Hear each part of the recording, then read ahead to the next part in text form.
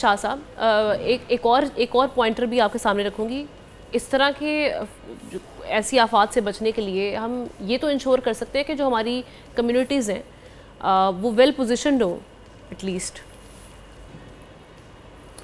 देखिए मामला इसमें दो चीज़ें, एक तो नेचुरल डिज़ास्टर है और दूसरा मैन मेड डिज़ास्टर है।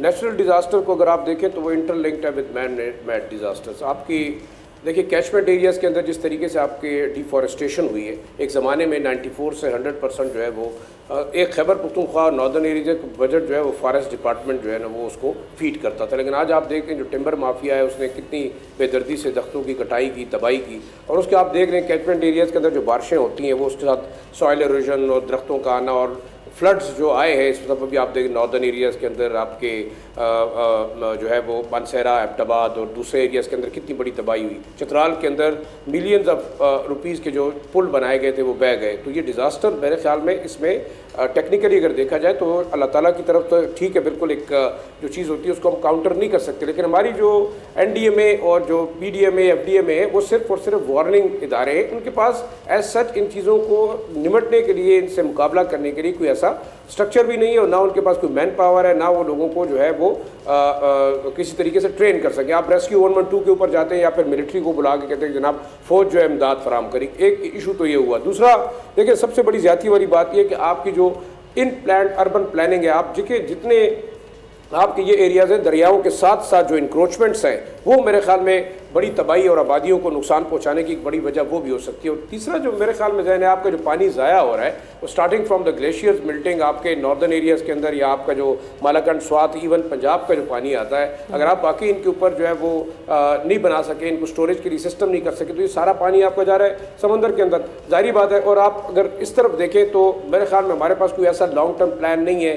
डैम्स के ऊपर हम बात करते हैं वो कंट्रोवर्सीज का शिकार है, वो पॉलिटिकल जो है वो अब कह सकते हैं कि माइलेज के लिए जो है मुख्तलिफ पॉलिटिकल पार्टीज उसको जो है वो पोलिटिसाइज करती हैं। तो आपने एक लॉन्ग टर्म प्लानिंग ये करनी होगी कि आपका जो पानी मौजूद है आप उसको डिज़ास्टर से कन्वर्ट कर सकते हैं अपने लिए एक नेमत की शक्ल में, और वो आपके रिजर्वायर्स की जो है वो बदौलत हो सकता है। आप उन बल्कि डाइवर्जन्स कर सकते हैं। आप देखें इंडिया ने एक इंदिरा गांधी के नाल 300 किलोमीटर पूरी इंडिया के अंदर उसने एक इनकलाब बर्पा कर दिया। अब अफगानिस्तान, अब कहा जा रहा है कि अगले 10-15 साल में अफगानिस्तान अक्रॉस द पूरा जो अफगानिस्तान है उसके अक्रॉस एक पूरा दरिया निकाल रहा है। तो क्या पाकिस्तान के अंदर हम डाइवर्ट नहीं कर सकते आपके जो बैरन एरियाज़ हैं, आपके जो ऐसे अनकल्टिवेटेड एरियाज़ हैं, तो आप इस पानी को तो डाइवर्ट कर सकते हैं रिजर्वायर के जरिए से। तो मेरे ख्याल में सबसे इंपॉर्टेंट चीज़ ये है कि आपके जो प्लानिंग के इदारे हैं, आपकी प्रायोरिटीज़ नहीं रही। और इंटरनेशनली पाकिस्तान के साथ जो जुल्म हो रहा है इस वक्त, पाकिस्तान बेशक दुनिया के अंदर क्लाइमेट चेंज के अंदर उसका हिस्सा बड़ा कम है,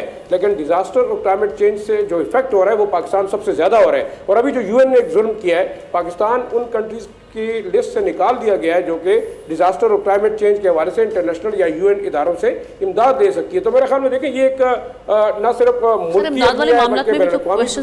पाकिस्तान के साथ एक बार फिर आप समझ लें कि एक अभी ये भी एक बड़ा ज़्यादा मतलब हम कह सकते हैं कि वो एक किस्म का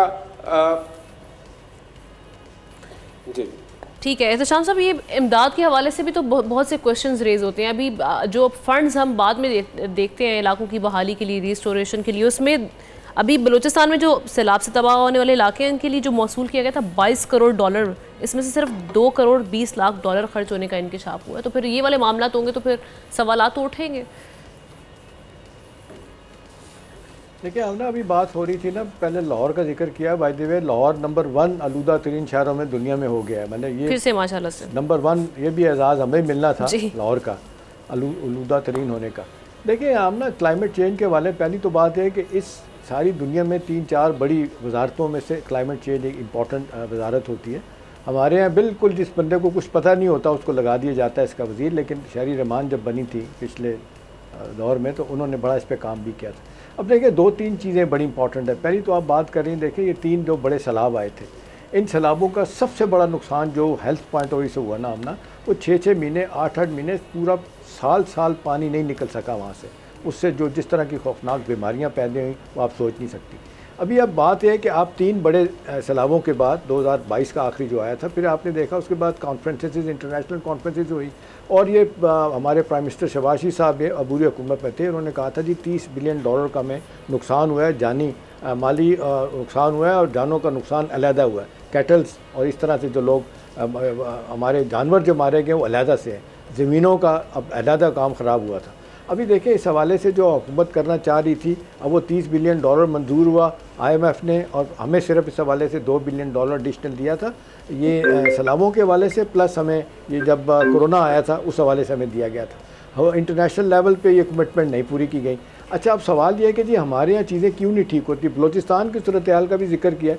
अभी देखिए, मैं सुन रहा था पिछले दिनों एक प्रोग्राम में, वो कह रहे थे सरफराज बुगटी साहब आमना, वो कह रहे थे कि मुख्तलिफ जगहों पे कुछ 200 के करीब जो नाले वहाँ से गुजरते हैं ना, उस पर गैर कानूनी तौर पे लोगों ने मस्जिदें बनाई हैं, घर बनाए हुए हैं और प्लाजे बनाए हुए हैं। नतीजतन पानी वहाँ पे रुक जाता है। यही वजह कि पानी निकलता नहीं, निकासी होती नहीं, मामलात ख़राब होते हैं, बीमारियाँ भी पैदा होती हैं और मुश्किलात भी पैदा होती हैं, फसलें भी तबाह होती हैं। अभी जिस अंदाज से सूरत हाल इतनी तेज़ी के साथ ख़राब हो रही है, इसको ठीक करने के लिए आमना जो कंक्रीट मानों में जो हमेशा लोगों ने सजेशन दी उसको पूरा नहीं किया गया।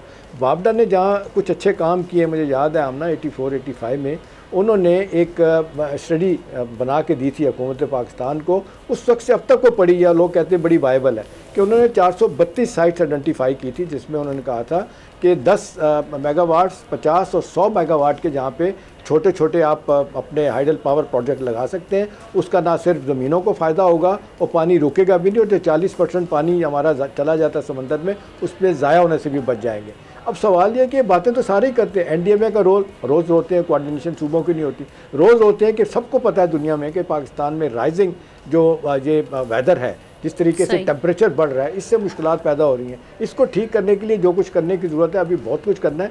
अहम बात है कि अपनी फसलों को कैसे बचाना है, लोगों को कैसे बताना है, और लोगों को वक्त पे लोग बता भी देते हैं कि जी इस दफ़ा इंटेंसिटी कितनी होगी फ्लड्स की, इसके बावजूद मैया नहीं लिए जाते। तो मेरा ख्याल है अब इस पर क्या किया जी, ये एक ओवरऑल बेहिसी है, चाहे सियासी मैदान है, चाहे जुडिशल मैदान है, और मैदान है, इसमें दिखाई दे रही है। चूँकि पाकिस्तान इस वक्त बहुत सारे जो हम देखें फ्लड्स का सामना कर चुका है, 2010, 12, 15, फिर उसके बाद 22, लेकिन उसके बावजूद जिस तरह से हमारे तमाम पैनलिस्ट भी बात करें कि NDMA उस पर भी भरपूर तरीके से तवज्जो नहीं दी जाती, जिसकी वजह से वो इक़दाम हम करने से कासिर हैं।